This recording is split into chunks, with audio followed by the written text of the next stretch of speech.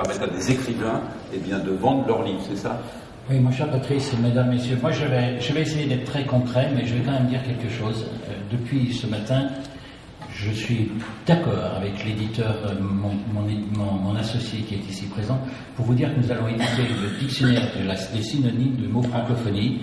Je vais commencer par boutique, je vais continuer par bakshish, par souk, par derbalef, ou je ne sais pas, parce que c'est vraiment le marché où tout le monde vient y vendre son petit bout de gras et son petit bout de tissu, mais tout compte fait, on n'a pas, moi je suis désolé de vous dire ça, beaucoup progressé. Je vais essayer d'être très concret. Industrie culturelle, francophonie, diversité, industrie culturelle. Depuis quand d'ailleurs parle-t-on d'industrie culturelle? Moi je vais vous dire au niveau de l'histoire, je suis historien et professeur de lettres de formation. Au niveau de l'histoire, je crois qu'on peut faire remonter l'idée de l'industrie culturelle à Beaumarchais, qui le premier d'ailleurs a décidé d'acter le fait que les auteurs avaient le droit de récupérer leurs droits d'auteur et de se battre pour justement pouvoir retrouver un jour le bienfait de leur travail. Et à partir de là, les éditeurs ont compris également que le marché n'était pas simplement un simple travail de propagation d'idées au gré de courants de pensée et de courants philosophiques. On avait beaucoup d'éditeurs, par exemple dans la région lyonnaise, où on était une capitale d'édition, on avait beaucoup d'éditeurs cultuels et pour ne rien dire chrétiens, et particulièrement sur une rue Mercière qui ensuite d'ailleurs a été dévouée à la prostitution et maintenant à la restauration, comme quoi on arrive à tous avec la même rue. Et bien, donc les éditeurs étaient des artisans imprimeurs, n'étaient pas des gens qui pensaient faire de l'argent, ils défendaient une idée, ils défendaient la propagation d'une philosophie ou d'une idée religieuse. Arrive un éditeur de livres religieux qui a une petite idée fabuleuse au XIXe siècle, qui se dit si j'ai l'imprimature du Vatican pour toutes les Bibles, là je fais fortune et ça me permettra de devenir un véritable éditeur, c'est MAM. Il faut savoir que c'est de là, moi, à mon goût, que relève vraiment l'industrie culturelle. Et à partir de MAM, vous avez tout se décline dans l'édition. Hetzel, Flammarion, et tout le monde rentre dans le jeu en se disant on peut diffuser du livre et gagner de l'argent. On peut avoir une activité culturelle et avoir un rapport économique et un discours économique. Je voulais juste faire ce petit passage historique pour vous dire que maintenant, avec des propositions concrètes, on peut faire beaucoup de choses au niveau de la francophonie et servir la francophonie. Simplement, je pense que d'ailleurs, dans les industries culturelles, il y en aurait une autre qu'il faudrait d'ailleurs tout de suite annoncer, c'est le tourisme. Et je peux vous dire que le tourisme, c'est une industrie pour moi culturelle, de même que la gastronomie, je la mets au titre de la culture, et je pense qu'il y a beaucoup de pays francophones qui ont de belles leçons à nous donner, même quand on a la prétention, par exemple, comme à Lyon, d'être la capitale de la gastronomie. Dernier petit rapport historique, et je suis très bref, pour la première fois, on commande à des artistes, en rapport avec l'économie, un travail précis, et on l'envoie le rendement. Qu'est-ce que c'est? On commande, après les Saint-Simoniens, Ferdinand Lesseps, et dont le voisin d'ailleurs, Oulinois, Arlès Dufour, ait conçu l'idée, en répondant à des demandes de banquiers, de commerçants, d'industriels, de faire le canal de Suez. On commande à un artiste, à Verdi, il ne faut jamais l'oublier, un opéra, Aïda, c'est comme ça que la commande officielle lui a été passée. Et c'est la première fois aussi que l'on voit le mécénat industriel et plus le mécénat, le fait du prince, le mécénat que l'on avait de l'ancien régime. Maintenant, je vais être très très concret. Au 63e Festival de Cannes, le cinéma africain francophone est revenu en force avec Un homme qui crie, du réalisateur tchadien Mamad Saleh Haroun. Et à cette occasion, l'OIF d'ailleurs a annoncé sa participation à la création d'un fonds panafricain d'aide au cinéma, confirmant ainsi son rôle d'ailleurs de soutien au savoir et aux créations culturelles. La région Rhône-Alpes, et là je suis très concret, la région Rhône-Alpes a depuis longtemps mis en place quelque chose qui s'appelle Rhône-Alpes Cinéma, qui est une aide apportée à la création et donc à la production d'œuvres cinématographiques, avec une condition, enfin deux conditions, une qui est éventuellement la rentabilité, parce qu'il faut quand même que de temps en temps des films fassent des profits pour qu'on puisse de nouveau diffuser, réinvestir dans d'autres films, mais la deuxième condition c'est que l'on parle de la région Rhône-Alpes dans les films, ou que les films soient tournés dans la région Rhône-Alpes. Ça serait quand même pas un très gros effort de la part des régions du Nord, si tant est qu'elles aient encore quelques fonds, de faire la même chose avec les régions du Sud avec lesquelles elles ont des collaborations et des accords de coopération décentralisés. Je pense qu'on pourrait apporter un levier au niveau du cinéma, et je pense par exemple à Idrissa Ouedraogo que j'ai rencontré dernièrement, à Ouedraogo, qui recherche désespérément quelques milliers d'euros pour faire un film. j'ai dit bien quelques dizaines, voire centaines de milliers d'euros, mais même pas centaines, pour faire un film, et qui malheureusement se heurte à un mur et à un silence assourdissant. Toujours concret. En France, l'édition est tenue par un grand groupe. Je connais bien ce milieu-là, je sais de quoi je parle. L'édition est tenue par un grand groupe qui se diversifie, qui prend différents noms, et qui est tellement habile qu'il est parti de l'industrie du bois, ou de la récupération de chiffons, ou de même maintenant récupération d'ordures ménagères, pour arriver au papier, du papier à l'imprimerie, de l'imprimerie à l'édition, de l'édition à la diffusion, de la diffusion à la librairie, parce qu'ils ont créé leur propre réseau de libraires. Et si ça continue, ils vont formater les écrivains pour faire en sorte qu'ils aient les œuvres qui leur correspondent exactement et avec lesquelles, comme ça, on n'aura aucun souci. Ce groupe qui emprisonne et qui empoisonne, il n'y a pas d'autre terme, l'édition en France, et particulièrement les gens qui veulent se lancer dans l'édition au titre régional, pourrait être un beau levier aussi. Et je vais vous dire comment. Et d'ailleurs, tous les éditeurs.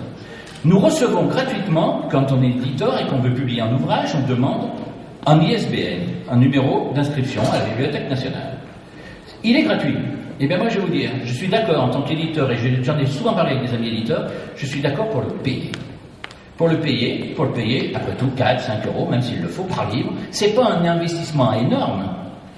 Et ça nous permettrait de faire un fonds d'aide à la création littéraire pour les autres pays qui ont des difficultés, entre autres, pour diffuser des ouvrages ou même pour les publier. Et je pense entre autres à mes amis africains, je rentrais dernièrement du Burkina Faso, je vois la difficulté qu'ils ont à se faire connaître, les écrivains, à se faire diffuser, et souvent, malheureusement, ils ont moins de difficultés à se faire arnaquer par des éditeurs nationaux français qui souvent leur font des comptes d'auteur habilement déguisés, mais qui restent quand même des comptes d'auteur. Une autre idée concrète, parce que je veux vraiment être très concret, c'est donc au niveau de l'Internet. Quelques chiffres. 2,9 millions de courriels envoyés chaque seconde. 50 millions, là je suis obligé de le dire en anglais, de tweets lancés par heure. 20 heures de vidéos téléchargées sur YouTube par minute. 700 milliards de minutes passées chaque mois sur Facebook. 72,9 produits commandés par seconde sur Amazon. Là, il y a certainement des leviers. Et je suis désolé, il y a certainement de l'argent à aller chercher pour arriver à aider les pays pas dans le besoin, c'est pas du tout ça, mais les pays dont le besoin urgent n'est pas forcément d'investir dans la culture, pour les aider à investir dans la culture et à défendre justement la beauté de notre langue.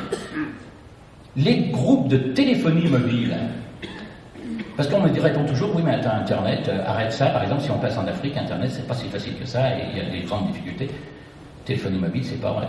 Vous pouvez pas vous promener dans n'importe quelle ville africaine sans vous faire accrocher pour qu'on vous vende une carte de téléphone. Tous les gamins ont des téléphones, et il y en a beaucoup. Les groupes de téléphonie mobile devraient être taxés, de la même façon en France, ailleurs, devraient être taxés pour une aide à la création. Et on peut télécharger un livre sur son téléphone. Et ce n'est pas grand-chose que de lire. Alors c'est pas facile, mais c'est déjà un accès, je suis désolé, à la lecture. C'est déjà un accès direct, pratique à l'écriture. Parce que, dernièrement, je suis le président du jury du prix de l'ARF qui vous a été remis à midi. Je crois que vous l'avez reçu à midi, le livre. La semaine dernière, j'ai promené Florentine Kima à Paris. Cette jeune femme, juge au Burkina Faso, issue d'une famille de la diaspora en plus burkinabé, puisqu'elle est née en Côte d'Ivoire, m'avoue que sa mère l'avait traitée de feignante parce qu'elle lisait et que son père n'avait même pas compris ce qu'était ce livre parce que son pauvre père, qui s'était tué à la tâche pour élever ses enfants, était totalement analphabète. Je lui dis, mais comment tu as eu accès, Florentine, à des livres? Elle me dit, j'arrivais à en ramasser quelquefois. J'en trouvais quelquefois des gens qui, quand dans les hôtels, je faisais le tour des hôtels, quand je savais que les gens étaient partis, souvent ils laissaient les livres, j'allais les reprendre et je lisais. Je lisais n'importe quoi pourvu que je lise, pourvu que j'ai accès à la lecture. Et je me dis que c'est pas grand-chose que d'aller chercher sur les groupes de télémobile, de téléphone mobile, sur les groupes de cinéma, sur les conseils régionaux qui investissent dans la culture et qui très souvent gaspillent dans la culture, je suis aussi obligé de le dire, ça ne serait pas grand-chose que d'aller chercher quelques leviers comme ceci. Et je veux juste terminer, parce que j'avais préparé toute autre chose, mais nous avons pris beaucoup de retard, je trouve. Je voudrais juste dire que tout à l'heure, j'ai entendu le discours sur le multilinguisme. Les industries culturelles devraient également aider, dans le cadre même du multilinguisme, à ce que les écrivains, parce que là aussi j'ai un constat que j'ai fait, j'ai souvent lu des écrivains africains, puisque je préside des jurys, il y a une sorte de linéarité dans le discours des écrivains africains. Alors vous allez me dire tout de suite me sortir des grands écrivains africains. Je suis désolé, les grands écrivains africains que vous allez me sortir, ce sont des écrivains africains qui vivent à Paris, ou au Québec ou ailleurs, mais qui ne vivent pas souvent en Afrique.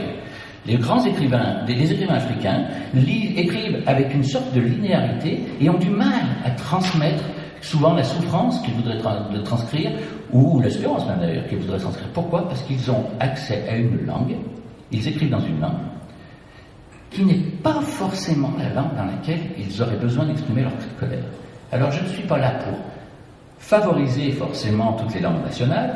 Je ne suis pas du tout d'accord quand j'entends dire qu'il y a 400 langues ici, 500 langues là, c'est pas vrai, il y a des fonds communs dans les langues, et tous les linguistes vous diront qu'il n'y a pas 400 langues dans un seul pays africain, il y a des fonds communs, et on retrouve pratiquement, j'allais dire une dizaine ou une douzaine de grandes langues en Afrique. Boubacar Diop, par exemple, a écrit dernièrement un livre en Peul. C'est même pas lui qui l'a traduit, il l'a fait retraduire. Il serait intéressant d'aider l'édition en Afrique, et moi je m'y engage. On avait déjà commencé avec mon associé, je l'ai fait en Tunisie, je l'ai fait au Burkina, on va le faire au Togo. D'aider l'édition en Afrique dans un bilinguisme. Ce n'est pas grand-chose que d'éditer un livre en français et dans la langue nationale, en espérant qu'un jour beaucoup de gens la lisent, cette langue nationale. Et quand on me parle également de scolarité, eh bien je suis désolé, moi je suis prêt, j'ai été enseignant, j'ai été principal de collège, je suis prêt à aller dès demain matin l'Afrique pour former des enseignants de français.